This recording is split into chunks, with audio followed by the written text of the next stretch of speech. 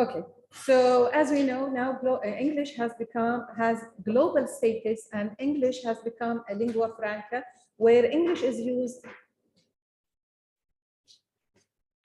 You can't hear? What? No, what? Voice. You want me to raise my voice? Okay.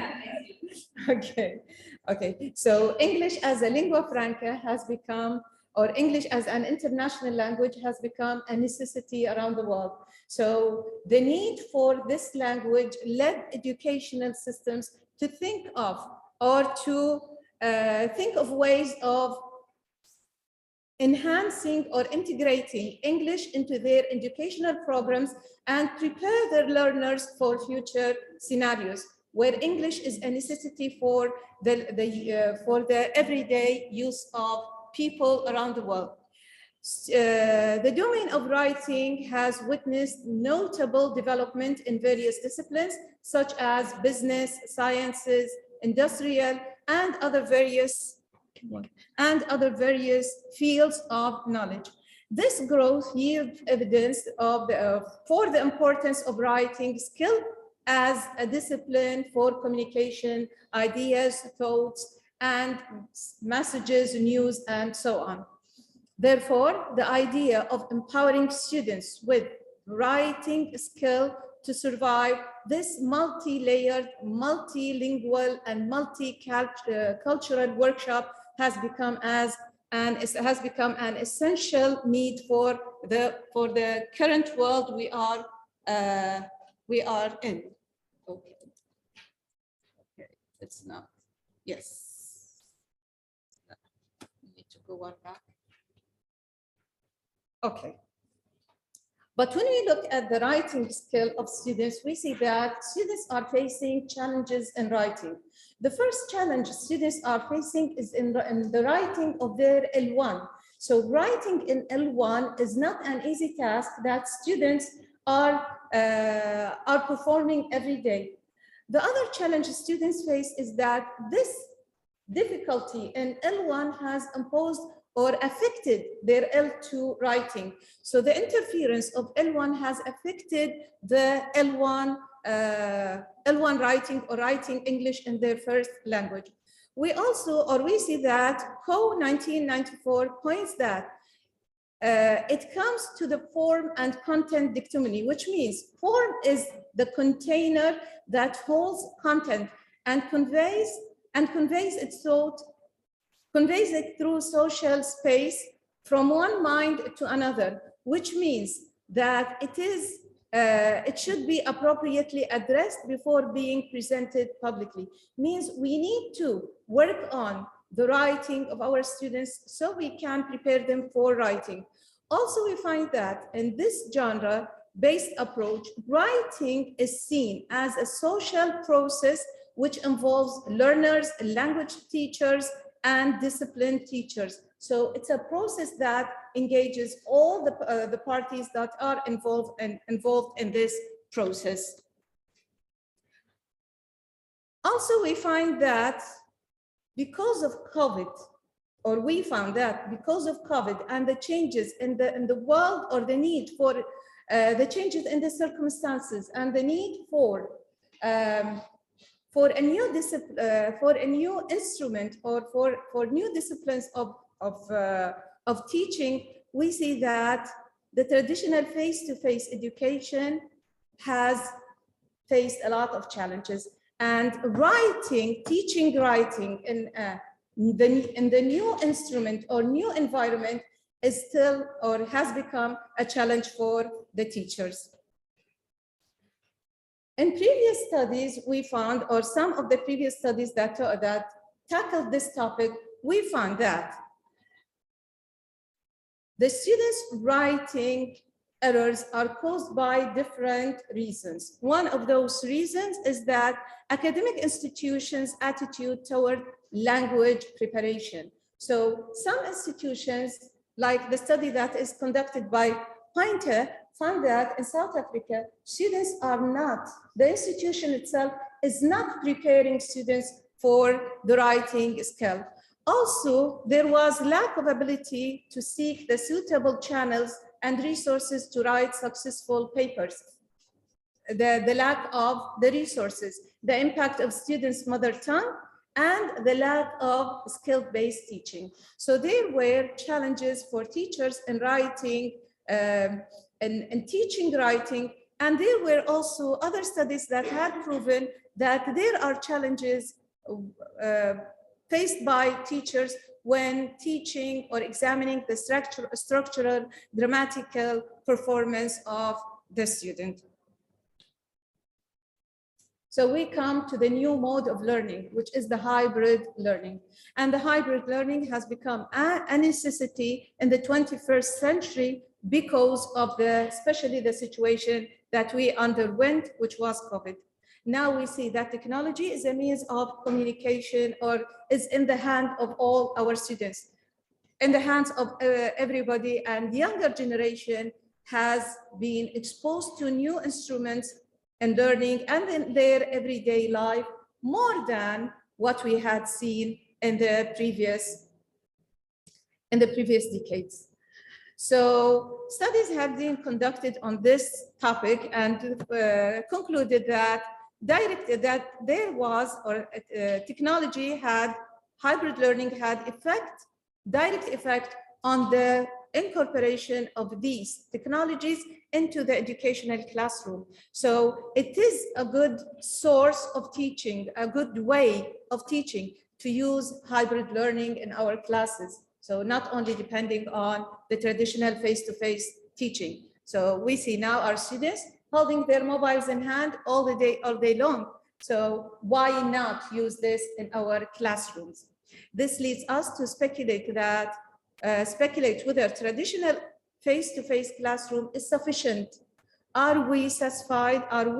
Is this achieving the student learning, the pedagogical innovation, is this achieving the student learning that we are aiming? Or whether pedagogical innovative methods such as blended hybrid learning are more effective in enhancing the learning process.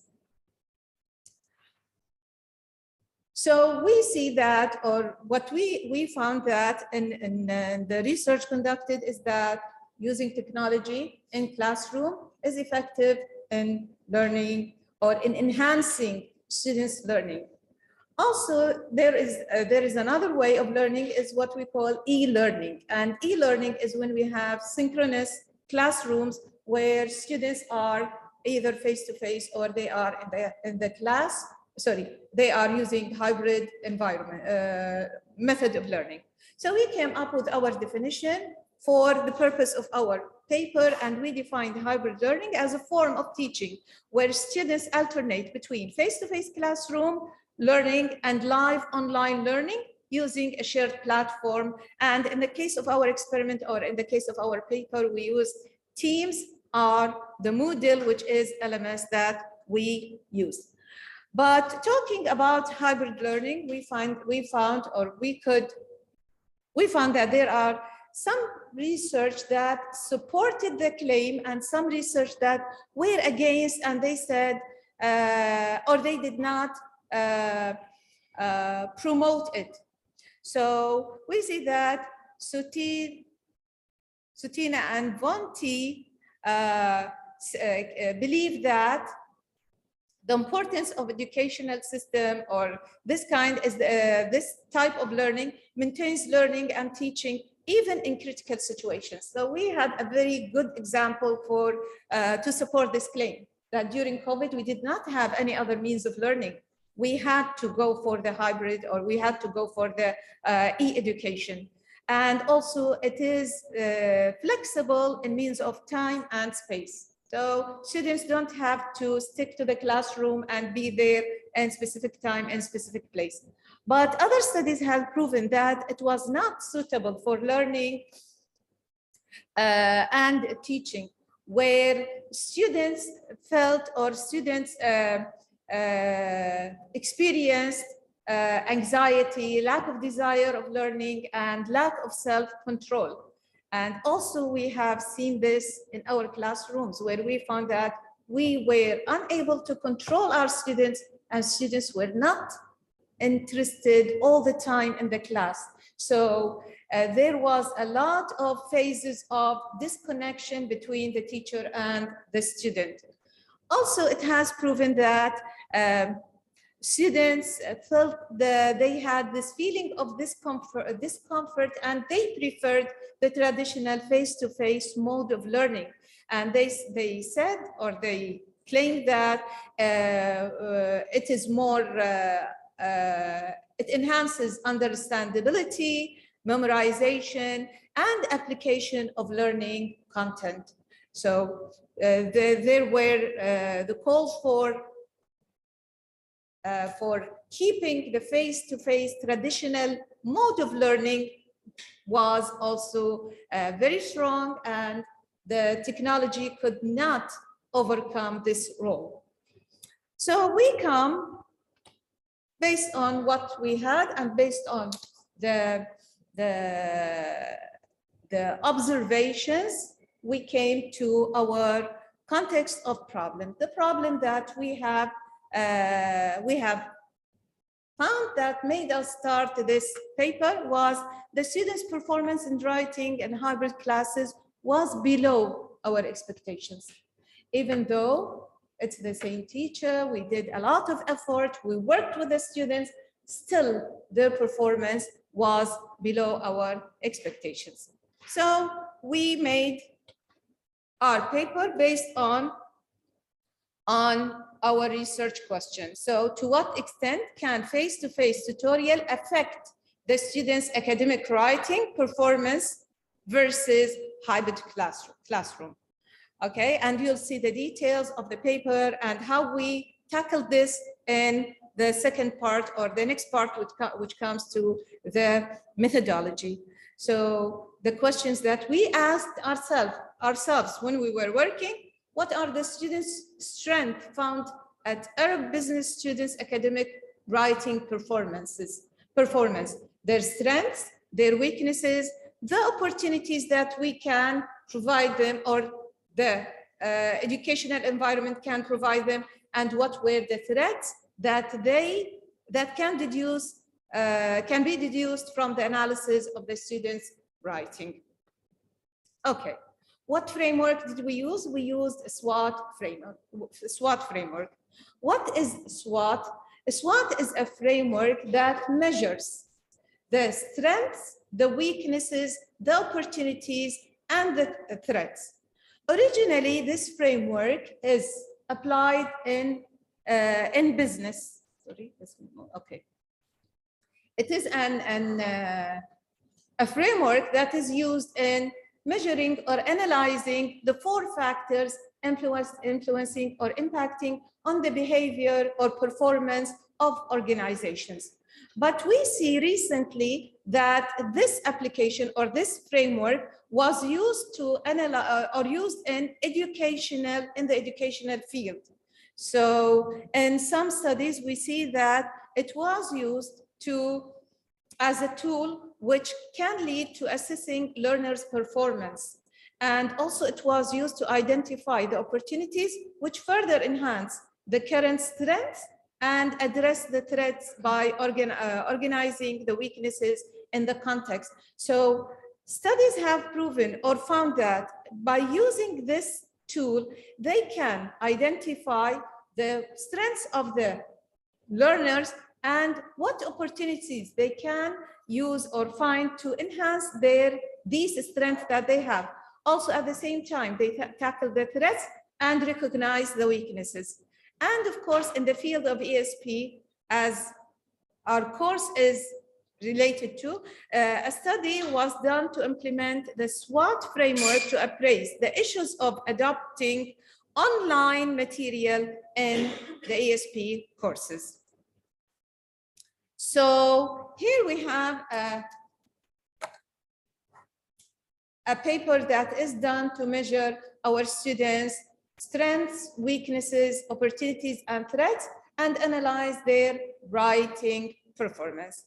Now I will leave the platform for my colleague, Alya Mutawa, to present her part. In this part, she will talk about, or she will present the methodology that we have used, the findings, and the conclusion.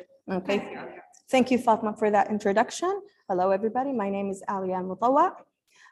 We move on now to the methodology section of this paper. As you can see here, we have two groups, Group A and Group B. The Group A is the hybrid education group. And Group B is the face-to-face control group.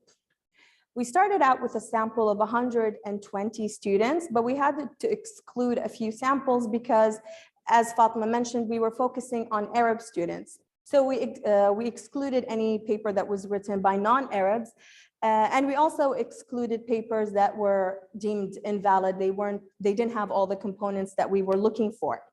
Both groups had 1 semester to complete the writing course. Both groups took a workshop, and they both had 17 minutes to complete the test. The only difference is that the face-to-face group had an extra quiz and an extra lesson on the topic. Now the procedures. Both groups had a midterm exam, as I mentioned, and they were required to write an analytical essay analyzing a given case study about a company. And they had to apply the SWOT framework, as we mentioned, the strengths, weaknesses, opportunities, and threats. We focused on 2 categories, the lexical and grammatical, and then the writing and organization of the essay itself. Okay. Now, these are the lexical and grammatical categories. We have wrong word, spelling, subject-verb agreement, tense, article, run-on sentences, fragments, linking adverbials, prepositions, noun-pronoun disagreement, and punctuation. This was the lexical and grammatical aspect of the paper. The second one was the essay writing. Here we have 4 categories. We have the essay organization, the paragraph organization, analytical performance, and then the paraphrasing. In the essay organization, we were looking for 3 components, which were the introduction, the body, and then the conclusion. In the paragraph organization, we were looking for the topic sentences, supporting ideas, and closing sentence. For the analytical performance, we wanted them to show an understanding of how to perform the SWOT framework. So they had to have the strengths, weaknesses, opportunities, threats, and the supporting ideas. The last thing was the paraphrasing. Here they were required to use their own language in writing their own ideas instead of copying from the reading text. Okay. Now here, these are the results that we have. This data was analyzed using SPSS version 26. As you can see here, the data shows that the statistics were in favor of the face-to-face group and not the hybrid group, as like if you've been here in this conference these past 2 days, you'd notice that a lot of people were like supporting hybrid, but our findings suggest that face-to-face was actually performing better than the hybrid environment students. So they performed well in all categories except the run-on sentences and the fragments. Here you notice there wasn't a real statistic significance in the results. Okay, and this figure also showcases our findings, and you'd notice that the students performed more or committed more errors in the punctuation and the spelling, and this is attributed to the L1 influence. Now, findings and discussion. Okay. Traditional versus hybrid instruction. So our paper proved that the traditional mode of instruction, which is face-to-face, is more beneficial to students than the hybrid instruction. Students' attitude toward technology as a tool of instruction, Lee and Yon an IP in 2017 saw that students felt threatened and they were feeling anxious when they were using a hybrid setting or form of learning.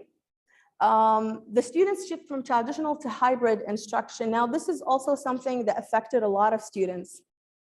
Many of them felt threatened on the hybrid, in the hybrid classroom. They found it hard to shift from being in a classroom surrounded by their peers, face-to-face interaction with their teacher, and then just isolated in their houses in front of the computer without any interaction other than watching or facing the computer itself. And they showed a preference for face-to-face as this made them feel less threatened. Okay. Now, moving on to the second category or the second part of the analysis, which was focusing on the essay organization. Now here, surprisingly, students' performance was not affected by either the teaching method, whether it was face-to-face or hybrid. They mostly performed similar or had similar performance, except in the paragraph structure. If you notice here, the hybrid, the majority, this is how, sorry, I forgot to mention one thing here. We had a scale of analyzing, which was highly satisfactory, satisfactory, and then unsatisfactory. Okay. Now, the hybrid, you'd notice they had 50% of them performed in the unsatisfactory part, okay. And the face-to-face was the opposite. So you had 45% of them, which were actually satisfactory in this part. Again, this could be attributed to other things, such as perhaps the extra lesson the face-to-face group took, probably the extra quiz. I think further studies should be conducted to investigate this aspect. Now, in conclusion, as we started out this paper, we wanted to look at the strengths, the weaknesses, opportunities, and threats. Now, we found that students performed really well in the organization of the text. The weaknesses, and also were really good in case analysis. They were able to pinpoint the weaknesses and the strengths of a case. When it comes to weaknesses, though, both groups did not perform really well in paraphrasing. Unfortunately, they plagiarized. And then, as for the opportunities, I think improving instructional mode and approaches, improving ESP content, teacher collaboration. So teachers from other disciplines probably should collaborate with ESP teachers to create perhaps a better teaching environment for the students. And the last thing is the threats. So incorporating a hybrid mode of instruction without probably giving students enough time to cope with this changing environment that we were all facing in the pandemic. And then also the influence of L1 was considered a threat. Yes.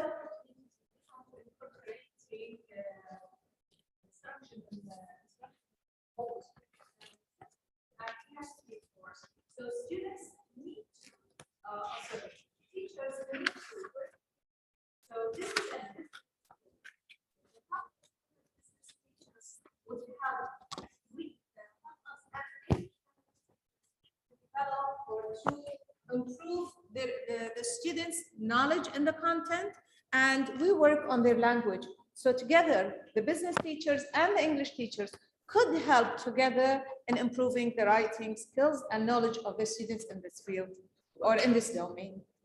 Okay. Okay, and in conclusion, our study has proven our hypothesis. We said that the face-to-face group was going to perform better statistically than the hybrid group, and this is actually proven. And our recommendations for further study should be like to conclude to investigate students' performance. Perhaps we only had 2 groups of students, and that's like 80 students. Perhaps a bigger number could be used in further studies. Also, another thing is implementing a mixed method. In our case, we only implemented quantitative. There was a qualitative aspect when we were looking at the highly satisfactory, unsatisfactory, but I think we could improve on that by providing perhaps questionnaires for both teachers and students to get some feedback from them about their writing experience. Thank you for listening, and any questions? Okay.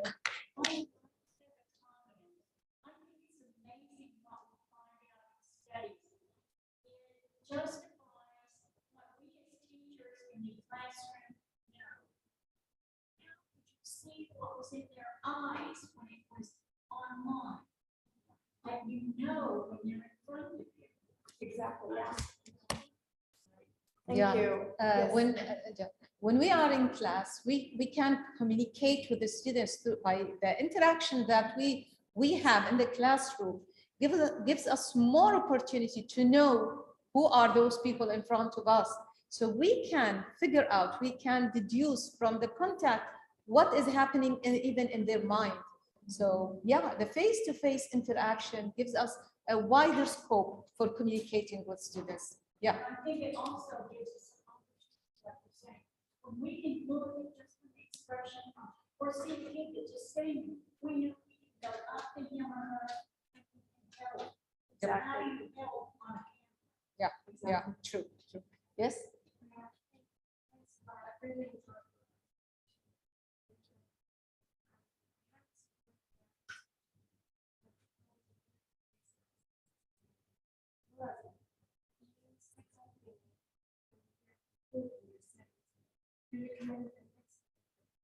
So what is it? A mixed method is And research. Yeah. So her question was about the mixed method. Mixed method is basically when you have a qualitative method and a quantitative. So collect. Yeah. It's about the way of collecting your data.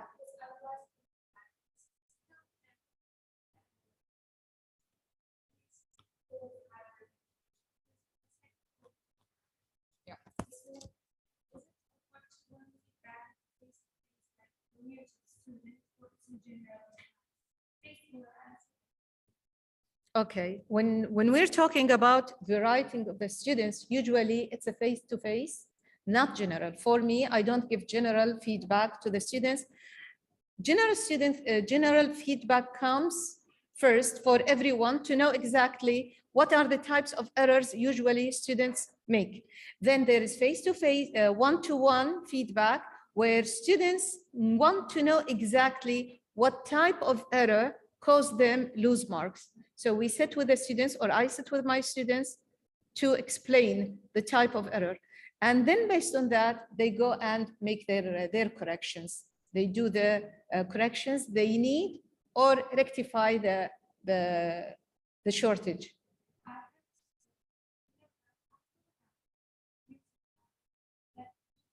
Technology gave you more space and time. Whereas the individual want to run with that. How to structure your time. But when I have the platform where that allows us to get more intense. Yeah. Okay. Yeah. Go ahead. Thank you. So One-to-one. yeah, one-to-one. Okay, what I want to mention here is the feedback is not the issue, because you can give feedback whenever you want. It's the teaching style. I think students prefer to be in the classroom. It doesn't matter how you give them their feedback. You can ask them to come to your office. You can email them, have them come on the chat, or whatever platform you have set up for them. That's fine. But we were focused mostly on the learning itself and what learning happened writing wise on the platform, whether it was hybrid or in the face-to-face environments. So it had nothing to do with the feedback. I think what you mistook is when I mentioned the mixed method, it's better for us like to get their feedback. What I meant here is how they felt about being in a hybrid class versus a face-to-face, and how that affected their learning. That's what I meant when I mentioned that I wanted their feedback, when I wanted the teachers' feedback, because us as teachers also feel threatened. I mean, it's safe to hide behind a screen and just perform whatever or give the classes you like. But once we were back in the real world, I think it was really hard for us to, as the students, as students were, it was hard for students as well to come back to this reality after like 2 years, apparently, that we were stuck in our houses and learning virtually. Yes. I hope I answered that question. The other thing related to teaching or using both modes, what we do in the university, I teach at Arab Open University. So what we do, our classes are face-to-face. But when we have extra lessons, we have makeup classes, we have workshops, you know, this kind of training that students need, and we don't have time to spend on campus. So what we use here, in this case, we use the online classes or online workshops, and it will be for larger number of students, available for everybody, recorded and posted on the LMS, the Moodle that we use. So true, both modes of learning are used, but each one is serving a different purpose. Thank you. Yes, Dr. Marine. I can just second what Professor just mentioned this morning, that it's true that some of our students have anxiety and didn't get used to the idea of beginning of using tools and teams, but later on now they are familiar. So why throw away all this? Why not make use of that? So that's why at AOU we still use and implement teams and links and videos and all the rest. But the main mode of delivery is face-to-face, which has proven to be more effective in the case, especially in productive skill like writing, because it needs, as you mentioned, one-to-one feedback, like students tutor feedback. This is very important for this specific Purpose or skill, which is academic writing. And in this case, actually, it's the more into technical writing because it's with students. Yes. Thank you, Dr. Marine. I want to say it does exactly what you always do. It's face-to-face, but I record every session and then extra something I post it so that they need to. So, But there was an interesting comment in the chat. It said, it's interesting that this generation of students are not comfortable with hybrid learning. Because we think they're so savvy on. yeah, what we found in our research is that students or the new generation, the younger generation, are using technology in everything. But when it came to learning, they preferred the face-to-face, the regular mode of learning. Yes, Dr. Alham. I think still students, whatever generation we're in, they still want to be contact face-to-face with their teachers. I think they feel more in a secure environment with their teacher. They can have, whatever comfort and joy they. But once you get them out of that, and that's what we were, for example, COVID, we're in space. They cannot express themselves freely. They were limited sometimes, even if they were really good with they're happy with their technology. But when it comes to learning, I think they do that face to face, just their True. people they trust. True. It's like virtually, you cannot learn from someone that you have not met. Also mentioned that actually hybrid learning is more public Okay. than it is in So in the class. It's not completely on. There's like 30 other things. So the teacher's not going on to time. I don't want to. You're on the computer. You're there. And that's where the big value. Exactly. So look at your student, and you see his eyes, and he doesn't want to answer, or I'm just gonna, okay, yeah, just keep the answer, let's go to somebody else. When you're on that, as well. there, virtually, I'm just gonna ask his name and say, oh, Ahmed, answer now. We're waiting, answer. He's not gonna answer. He can't. He's just on his spot. Thank you so much for this presentation. It's one of the most interactive ones that I've been to today. Yes,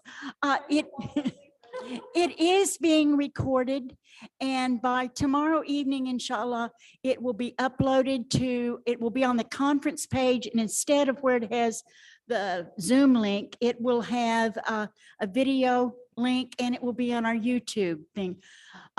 People have been asking about the certificates. You need to come to or join virtually on the closing ceremony at 4:30. And there will be a QR code that you will scan. Okay. I'm trying to think if there was one other thing that I wanted to announce and I can't remember what it was. Yes, you needed to attend 4. And somebody said, how will you know? I'm a mother. Mothers always know. But again, thank you so much to the people who joined us virtually and to the people who came to this. Oh, I remember what it was. Mary Sebastian, get your friends to send us screenshots as they can, because I thought it was that Zoom had not updated the thing, but there are more than 100 people in the room. So I know it was not that. Please get them to write me and let me know what the problem was. I especially want the one on the phone where it said the meeting was on the 19th. There's something terribly wrong because we did pay to upgrade to 1,000. And for whatever reason, people are getting messages saying that it's full. And also, please, please send, I want to have this. We want to get to the bottom of it. Thank you again. Hope you have a great day.